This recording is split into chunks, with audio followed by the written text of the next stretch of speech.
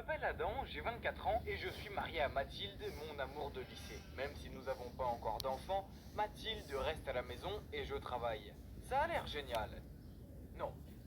Vous savez, cette femme qui était autrefois mignonne et aimante, elle est maintenant une maniaque du contrôle complètement grincheuse. Ne vous méprenez pas, je l'aime toujours beaucoup, mais bon, de qui je me moque? Je suis juste le mari soumis qui n'ose jamais s'opposer à elle. Je ne suis plus un homme libre, au contraire. Elle insiste pour que je suive ses règles, et je jure qu'elle en invente la plupart au fur et à mesure. Pas de sortie avec des amis, pas de voyage de plus d'une journée, même s'ils sont liés au travail. Le dîner n'est pas autorisé à l'extérieur, sauf si je l'emmène avec moi. Pas de conversation avec des collègues de travail sur les médias sociaux. Je n'ai même pas le droit de m'endormir avant elle, sinon elle me réveille en me criant dessus. Si j'osais enfreindre ces règles, je devais faire ça aux conséquences. Et croyez-moi, elle ne valait pas la peine d'y penser. Par exemple, une fois, je lui ai fait un rapport de travail, et le lendemain, elle m'a préparé des sandwichs moisis. Je n'ai pas remarqué avant d'en avoir pris une grosse bouchée. C'était dégoûtant. Une autre fois, j'ai rendu visite à mes parents après le travail sans elle. Et elle a rendu mes chemises blanches roses. J'ai dû aller au travail en ressemblant à la panthère rose. Et tous les jours, je rentrais du travail pour entendre ces plaintes interminables. Elle pouvait se plaindre des choses les plus ridicules, telles que la flaque d'eau à l'extérieur de notre maison, qui signifie qu'elle ne pouvait pas aller se promener, car elle ne voulait pas abîmer ses chaussures. Et elle avait accidentellement bu du café normal au lieu du déca. Et maintenant, elle avait un mal de tête. Et ça continuait encore et encore. Et puis, c'est une vraie stalkeuse. Ouais, on dirait que tout ce qu'elle fait toute la journée, c'est espionner nos voisins. Sais-tu que le voisin de droite se promène dans son jardin avec une robe de chambre rose et des pantoufles à sa femme? Et que la voisine d'en face chante des airs de Noël à son chien? Oh, on s'en fout.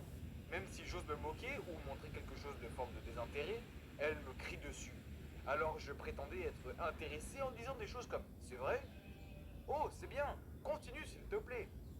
Le harcèlement ne s'arrêtait pas non plus lorsque j'étais au travail, car elle m'envoyait constamment des SMS me demandant de rentrer plus tôt à la maison pour réparer l'ampoule, le robinet ou tout autre objet qu'elle avait réussi à casser. Bon sang, pourquoi y avait-il tant de choses cassées ces derniers temps? Faisait-elle exprès de les abîmer pour que je me précipite à la maison après le travail pour les réparer? Non, ça ne peut pas être possible, pas vrai? Une fois pendant le travail, elle m'a envoyé un message disant que la machine à laver fuyait de partout et m'a demandé d'appeler un réparateur. Je ne comprenais pas pourquoi elle ne pouvait pas en appeler un elle-même, puisque j'étais au travail. Quoi qu'il en soit, j'ai oublié de le faire. Alors elle a appelé sur mon numéro professionnel et a exigé que je rentre chez moi immédiatement. Le problème, c'est que c'est mon collègue de travail qui a répondu au téléphone. Le pauvre gars a dû tenir le téléphone loin de lui car elle criait si fort. Tu l'as cassé, rentre chez toi et répare-la immédiatement. J'ai pris le téléphone de mon collègue et j'ai répondu. En quoi c'est ma faute? Elle a répondu. Eh bien parce que tu portes 3 tenues en une journée et moi seulement une. Donc c'est toi qui l'as cassée, pas moi. Alors viens la réparer.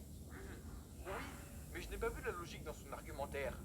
Je ne savais plus qui elle était, ni où était passée la belle Mathilde d'autrefois. Ah, comme j'avais envie d'être un nouveau célibataire. Puis, alors que je pensais que les choses ne pouvaient pas empirer, eh bien elles l'ont fait.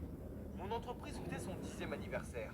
Mon patron a donc organisé une fête et a invité tous les collaborateurs et leurs familles. Oh non, la dernière chose dont j'avais besoin était que ma femme qui me contrôlait m'embarrasse. Mais Mathilde a vérifié mes mails et a découvert la fête. Elle a immédiatement répété sa règle. Le dîner n'est pas autorisé à l'extérieur, sauf si tu m'emmènes avec toi. J'ai forcé un sourire et fait semblant d'être content qu'elle se joigne à moi. J'espère que rien ne se passera. Nous étions à la fête depuis 5 minutes et je souriais poliment à ma collègue. Quand Mathilde est devenue rouge de colère, a renversé son vin sur la robe de cette femme et a dit oups et est partie. J'ai passé des serviettes à ma collègue et je me suis excusé. Pourquoi Mathilde était-elle si enfantine? Je ne pouvais pas perdre mon travail à cause de ses crises de jalousie. Puis je l'ai trouvée en train de parler à mon patron. En fait, elle lui criait dessus parce que je faisais trop souvent des heures supplémentaires. Mais quoi? Mon patron était furieux. Maintenant, j'étais sûr que j'allais finir par être licencié. Mais Dieu merci, grâce à un miracle et à beaucoup de supplications auprès de mon patron, je n'ai pas perdu mon emploi. Je me sentais si mal à propos de tout ça. Alors, pendant une de mes pauses déjeuner, j'ai appelé mon ami Martin. Je le connaissais depuis des années. En fait, à l'époque de l'école, il avait le béguin pour Mathilde. Et nous avons tous les deux essayé de gagner son cœur. Bref, c'est du passé. J'avais besoin de me défouler, alors je lui ai dit, à l'école, toi et moi, nous avons pourchassé Mathilde. On s'est même battu pour elle. À l'époque, je pensais avoir gagné, mais maintenant, je pense que c'est toi qui as eu de la chance. Martin a répondu, tu sais pourquoi ta vie de couple est si étouffante? C'est parce qu'elle t'aime trop. Si vous avez besoin de plus de liberté, c'est très facile, il suffit de faire en sorte que ta femme t'aime moins. Ne t'inquiète pas, je suis là pour t'aider. À ce moment-là, j'étais prêt à tout essayer. De plus, c'était mon ami, donc il me soutenait, n'est-ce pas? Alors le plan était de trouver à Mathilde un travail exigeant dans une autre ville. Comme ça, je n'aurais qu'à la voir que les week-ends. J'ai donc demandé à mon vieil ami de laisser Mathilde travailler comme présentatrice de nouvelles sur sa station de radio sur le point de faire faillite.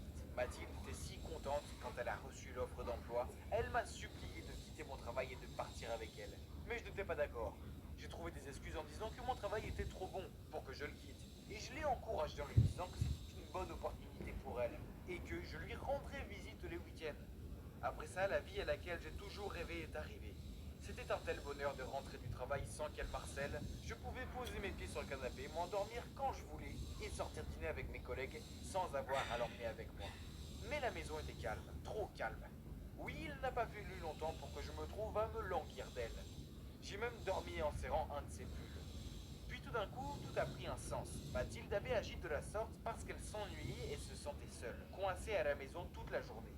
Elle avait envie de me parler, mais je ne faisais que de me moquer d'elle. J'étais un mari tellement terrible.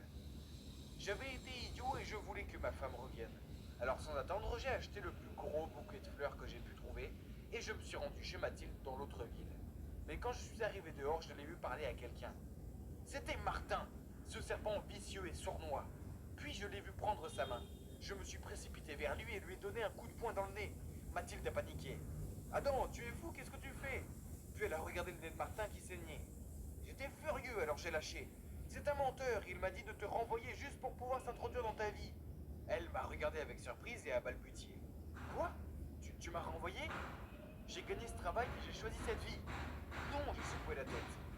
C'est moi qui ai tout organisé. Je suis désolé, je suis un idiot. J'étais sur le point d'embrasser Mathilde, mais elle m'a repoussé et a dit, tu t'ennuies avec moi? Pourquoi tu n'as pas... Tu es un lâche. Après cela, Mathilde a couru dans sa maison et a fermé la porte à clé. Je l'ai supplié de m'écouter, mais elle m'a ignoré. Je n'avais pas d'autre choix que de rentrer chez moi triste et seule. Je suis retourné chez elle chaque jour et j'ai essayé de m'excuser. Mais elle n'a jamais répondu à la porte.